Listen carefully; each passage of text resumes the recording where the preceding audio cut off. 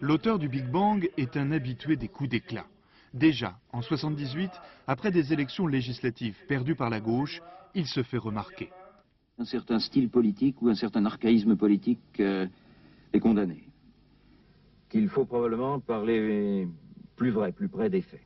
L'homme est ambitieux, vise déjà l'Élysée et se dote d'une stratégie très personnelle.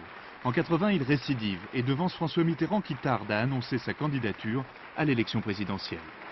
J'ai décidé de proposer aux socialistes d'être leur candidat à la présidence de la République. Il s'efface finalement devant François Mitterrand, mais paye cher son indépendance d'esprit.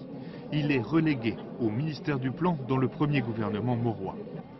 En 88, il ne commet pas la même erreur et subordonne sa candidature à l'Élysée à celle de François Mitterrand. Cette prudence est récompensée, il est nommé Premier ministre, fonction qu'il occupe pendant 3 ans. Michel Rocard acquiert à Matignon le statut d'homme d'État. Après l'avoir quitté, il se fait discret jusqu'au 17 février dernier.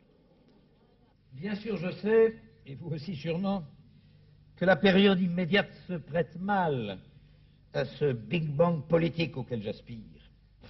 Depuis, Michel Rocard prêche pour le Big Bang du Parti socialiste et la reconstruction d'une force politique élargie, des communistes aux centristes, sans oublier les écologistes.